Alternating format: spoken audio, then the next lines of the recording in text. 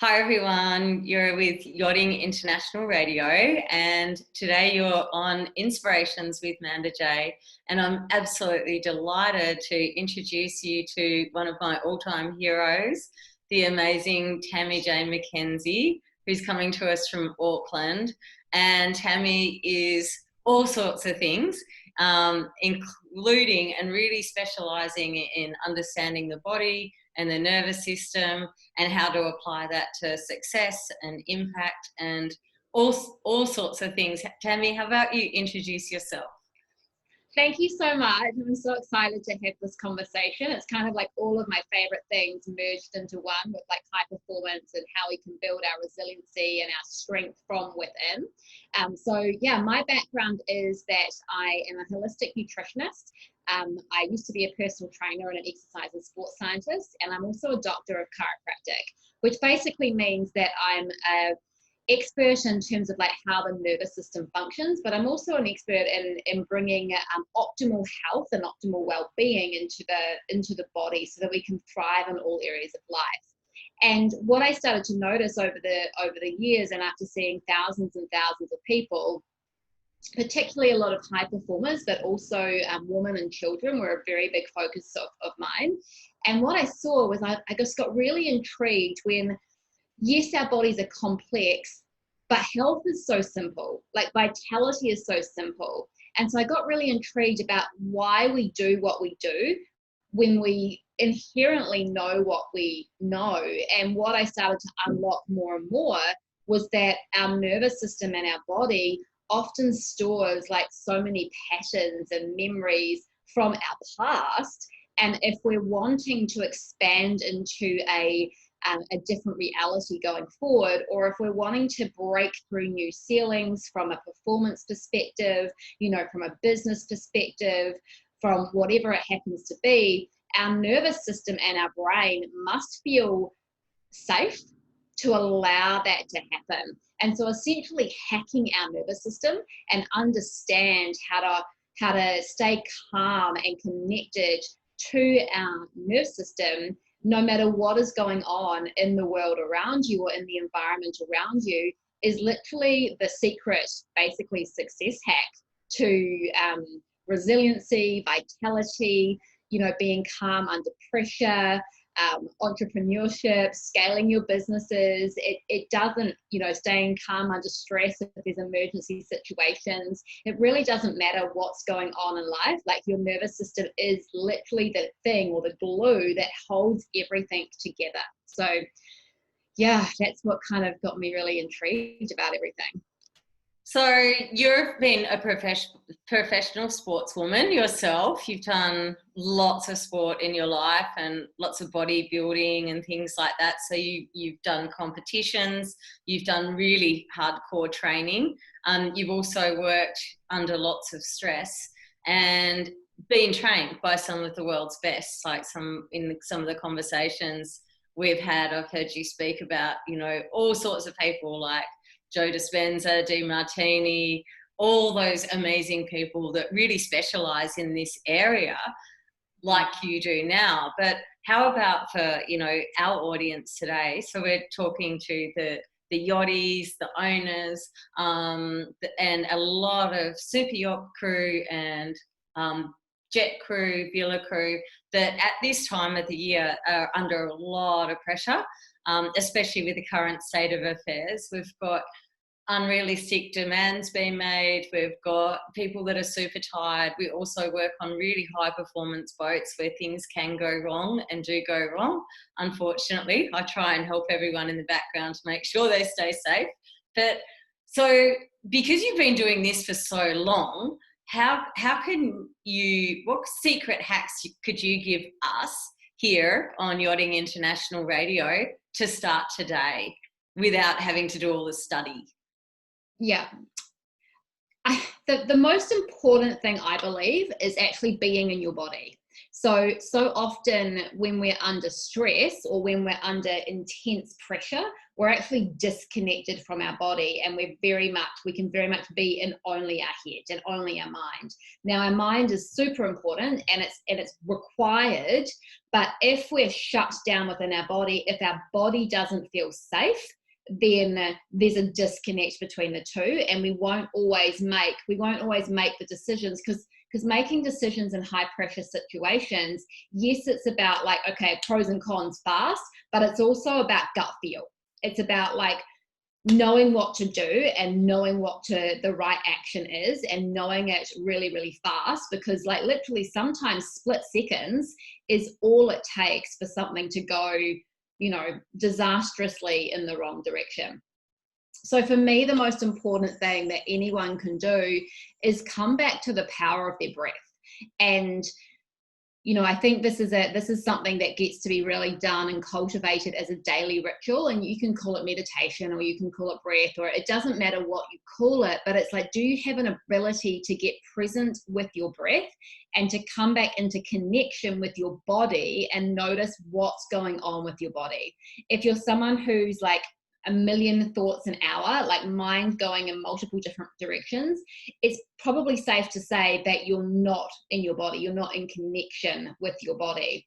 And when we're not in connection with our body, we don't have that activation of our parasympathetic nervous system, and so we don't have that ability to kind of be that cool and that calm and collected, under pressure, for example. So the simplest thing that I have found that works across the board for everybody is literally to, like, at the start of the day, or even like with your teammates or your crew, for example, put on some music.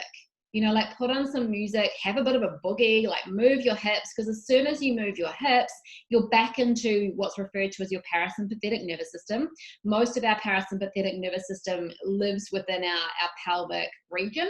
So it just activates that, and it brings us back into our body, and it calms our vagus nerve, which for nervous system kind of geeks, or those that want to explore further, basically that nerve is referred to as a wandering nerve. And so it goes everywhere within the body. So there's really not one automatic or autonomic function that happens within our body that's not modulated in some way, shape, or form by the vagus nerve. So when we breathe, when we move, we're essentially activating that calm space. We're allowing our body and our brain to feel safe under pressure, and it doesn't matter kind of what goes on. It's like, oh, okay, I'm safe. Like I've got this. And I think aside from that, the other really important thing is like, you are like, as people working in unpredictable environments sometimes, and as people working in, pressure, whether that's self-directed in terms of like, I'm choosing to open up into becoming this, or you're, testing the boundaries or pushing the boundaries or expanding the boundaries in terms of what's possible, you are going to deal with stress. And so it's our resiliency and our capacity to tolerate stress that is going to really determine how successful we are in the long term, and how successful, not in terms of just the outcome in that moment, but also how successful are we at repeating that over and over and over again, while still maintaining a high level of energy and vitality and function within ourselves at all times. So one of the most important things, and the easiest things that we can do after we've had a stressful situation, for example, is like come off the water and just shake it out.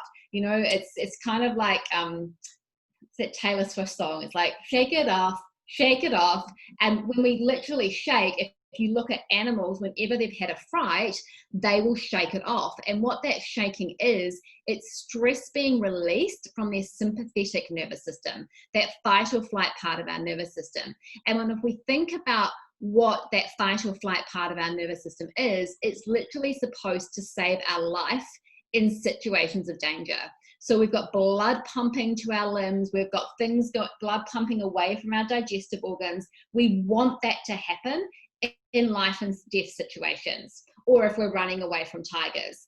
The problem is that even when we're in highest pressure, sometimes it's not always a life or death situation. Sometimes it is, but sometimes it's just pressure coming from outside circumstances and external forces. So literally just shaking it off at the end of the day, or if there's been a stressful period, what that does to your brain is it lets the energy move through you.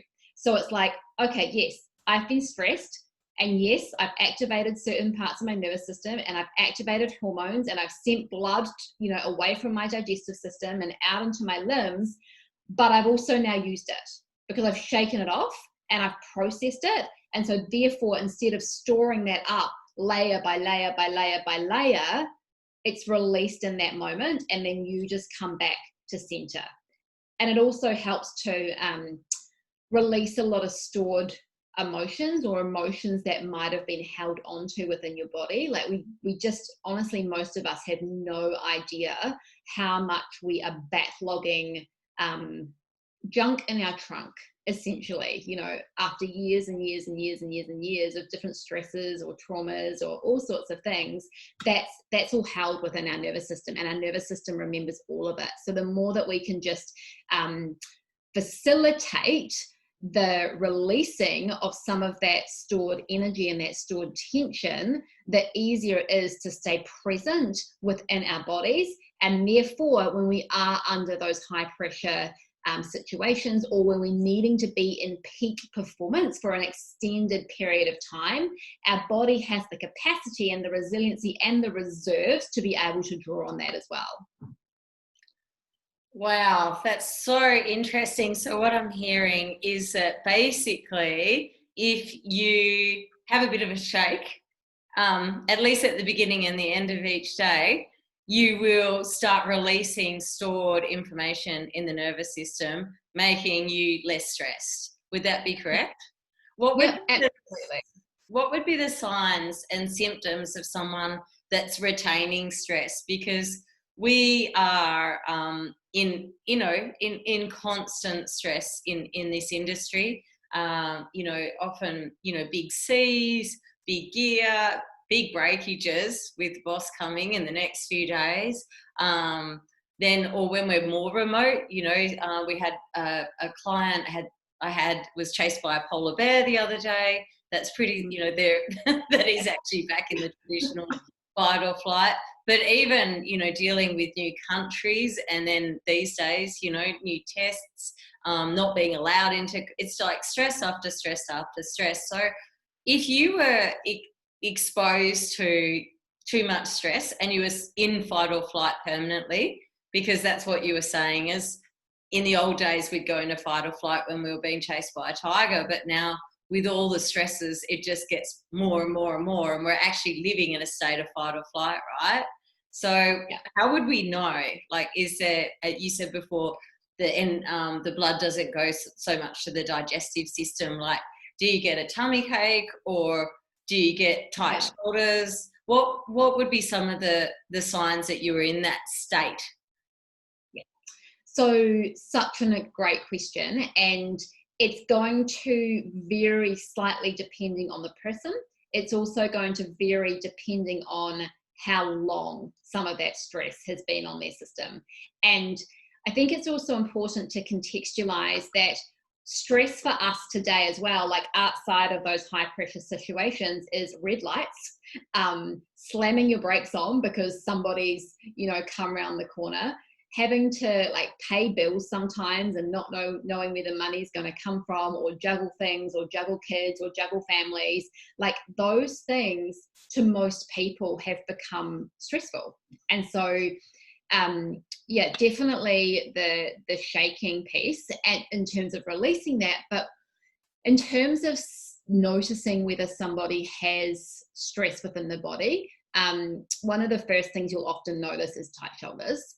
So when our body goes into, if we're running away from a tiger, we do this, right? Like, our body primes to run. And so it's a very natural movement for when the body's in stress. The head goes forward, and then the shoulders kind of round, and the neck tightens as well. Now, interestingly, we also put ourselves into that position every day if we sit in front of a computer.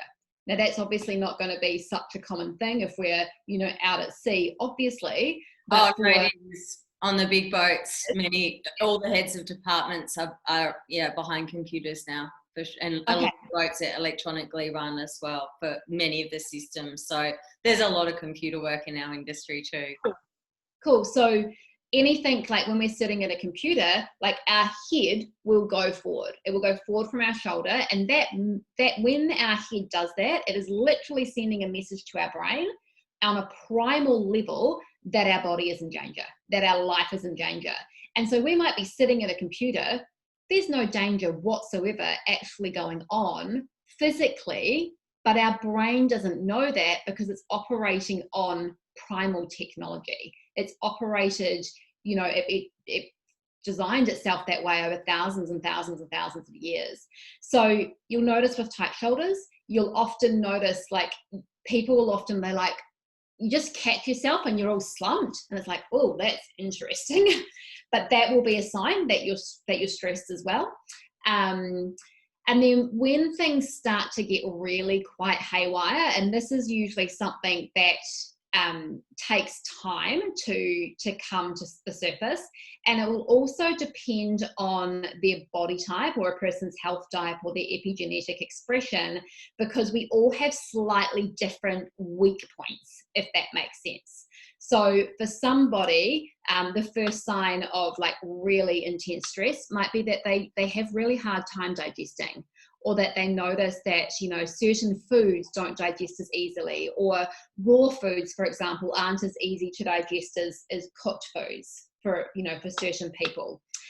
Other people, they might start to see that they're putting on weight for no particular reason. And that's very confusing to people. And so particularly when you're high performance or when you're an athlete or those kind of things, what we'll often do is we'll have this mentality of, well, I'll just train harder, like I'll just push myself further and I'll go on a diet, which actually perpetuates the cycle that your life is in danger from a stress that's now become chronic, right? Because in a famine, for example, or a flood or a long-term stressful situation, it would have been very advantageous for us to hold weight. And so that's what the body can do if it's depleted enough. The other imbalances that you can start to happen are sleep. So you'll often, you know, there'll be times of the night when your cortisol or your stress hormones would usually be regulating, that you find it really hard to go to sleep. And there's often this kind of we're exhausted, like people will feel tired, but they're wired. So it's this very much tired but wired state. And so their body's depleted, their nervous system's depleted, but it's also on high alert at the same time. And so what can happen if there's enough imbalance in that hormonal regulation that's being modulated and directed by the nervous system, and which part of our nervous system we're operating from, then we can start to have can be really hard to wake up in the morning, like we've just got no up and go. We might not have any motivation unless there's a really intense stress that's kind of been put, onto us. And then all of a sudden we'll get this turbocharge, of hormones that activates through our system. So that's an area as well. Rounded shoulders, tight through the pecs as well. So very, very tight, tight chest muscles can be an area. For women, potentially, there can often be a lot of thyroid imbalance, which kind of links back to some of the weight stuff as well. And you can also tell a little bit, if people are holding weight, where they hold it can often have a very strong indication as to where their body might be out of balance hormonally, and also from a nerve system perspective as well. So I think the key is it's actually learning how to listen to your body and listen to what it's saying. But most of us are so disconnected to our body, or we're like, oh, she'll be right. We just kind of fob those things off, whereas actually they're feedback mechanisms from a very fine-tuned, regulated system that are telling us that something's off, that are telling us that something's out of whack, and that we get to listen to that so that we can, to that feedback, so that we can shift something within us or in our environment or how we respond to the environment, so that then we can continue to be thriving no matter what's going on.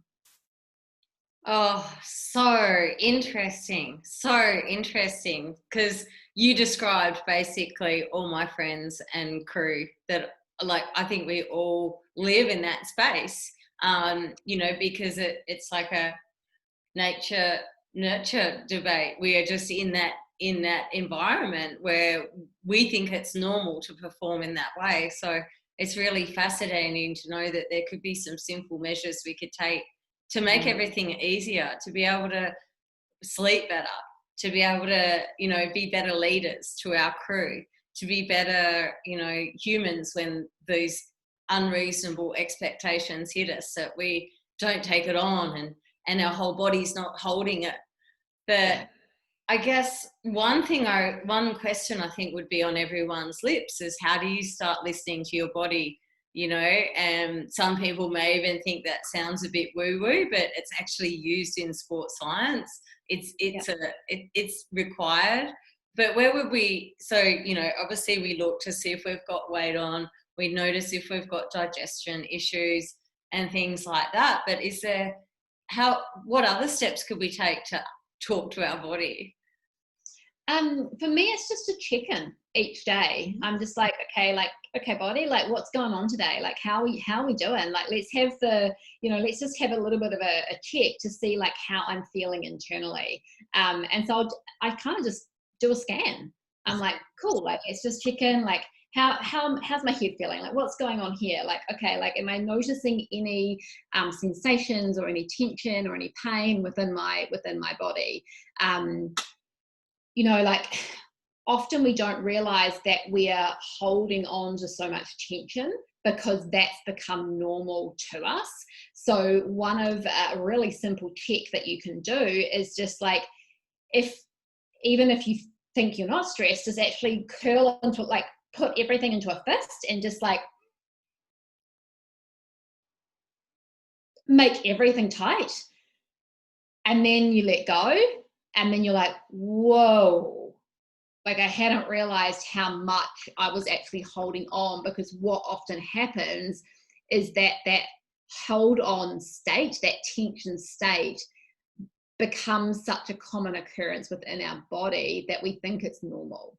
And so what a lot of us think is normal is common, but it's not actually normal. It's not actually how the body was designed to work. Like, our body as an organism, as a living organism, is designed to be extraordinary. And the beautiful thing about our body is that it will do the very, very best, like the very, very, very, very best that it can to adapt to the environments and the situations that you put it in. But if you don't come and do a check-in, it's like kind of, doing a maintenance kind of check on your car, or like if a light goes on in the car, you're like, oh, something's wrong, I get to check that. And most people look after their cars or their boats better than they look after their bodies, which are fueling them through life. So if there's a light that goes on, I'm not very good with boats, so I apologize if I kind of get this wrong, but if kind of some kind of warning light goes on, I assume that somebody's going to go and check something, right? And checking in with our bodies, the same thing. We're not just going to pull the plug on the boat or cut a wire so that we can't see the warning light. Like, we're actually going to go and have a check under the hood or wherever it is that we might go, to actually have a look at what's going on and what's not working and what do we get to re-optimize. So I just think of, that daily kind of scan, or that daily kind of, check-in or mobility, or just something that we do with our bodies, is just like an opportunity to get a barometer, like a feedback mark of how our body's functioning. Now, when we do this regularly enough, you know, like every day, when we just check in for, you know, it might only be a minute, it doesn't have to be a long time, but when we take the time to have those regular check-ins, then we start to notice what's going on within our bodies, or how our bodies respond to certain situations. I just had a really good idea of how people could do that too. You know, so often people are reaching for supplements and pills, and, you know, so because I'm on so many boats and I'm opening up all their medical and supplement cupboards, I know what everyone's got. And one of the big questions we get asked is, at what point do you regulate people taking paracetamol, ibuprofen, aspirin?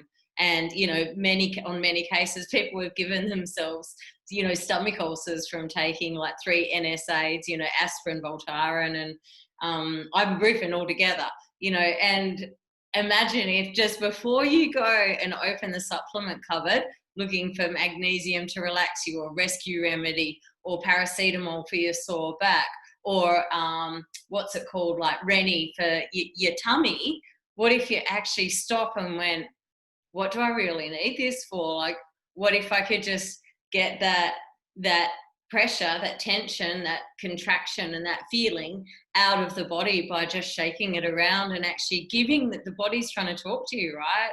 And I just feel, I mean, obviously it'd be nice if we caught it before we went to the medicine cupboard, but I find this is something that's really big in our industry, of people relying on these supplements and tablets, which are really just pushing the problem down and down and down, because it's the stress trying to talk to you, right? Yeah, in many cases it's a numbing agent.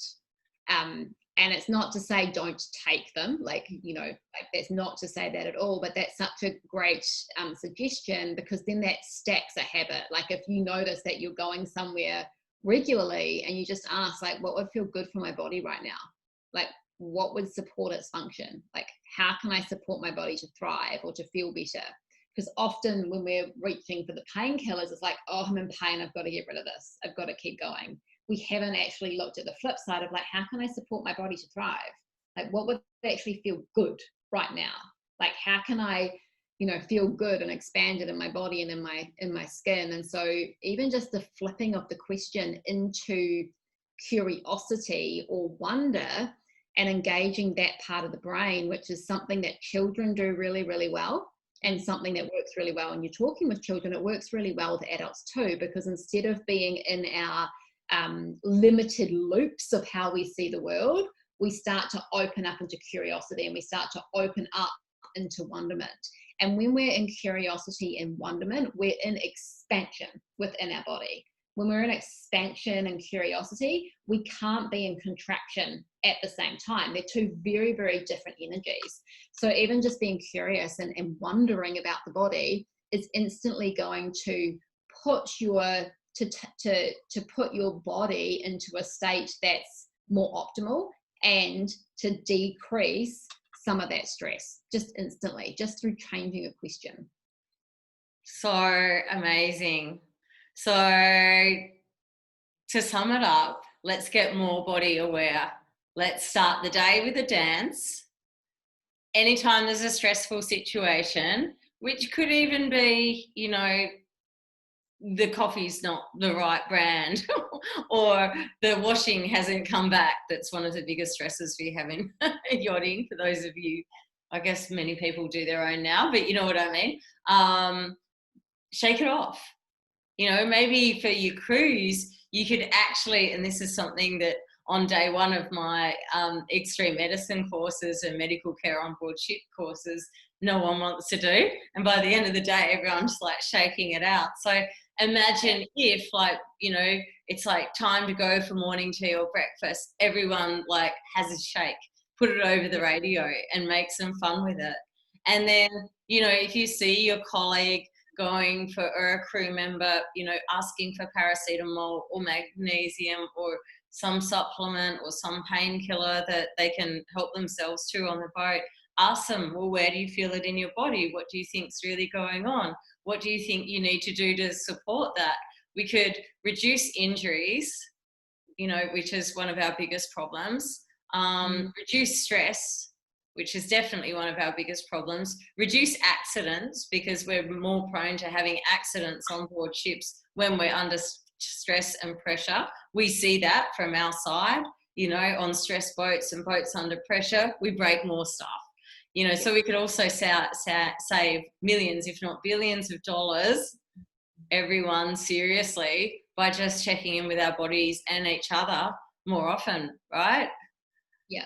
And I think the layer to that as well, like checking in with your bodies and with each other, is that comes back to connection. And when we have connection with ourselves, you know, within ourselves, and when we have connection with other humans, we don't feel like we're all on our own. And when we don't feel like we're all on our own, or like we're all just in this really stressful situation, then there's that lightness, and there's that camaraderie, and there's all of those feel good factors that release those beautiful happy hormones and those beautiful relaxation, you know, nerve transmitters through your body. And just that in itself would exponentially just, you know, shift things across the board, literally just from having a dance together, or being into connection together, or, you know, I don't know, having something go across the radio at like 10 and 3 p.m. every day, 10 a.m. and 3 p.m. going like, hey guys, it's time to get your boogie on, or something along those lines. Just, you know, over kind of making a real game out of it. Because so often, like, we want to change, but we are scared to change by ourselves because we don't want to feel isolated, or we don't want to look silly, or we don't want to, you know, feel like we're different to other people. So if you've got a group of you that are all on a boat, and you know that, you know, just these simple things can really shift how you feel within your body and your ability to stay calm and happy under stress, then make a commitment to do it together. And that's going to just, you know, make the ripple effect and the flow-on effect so much greater.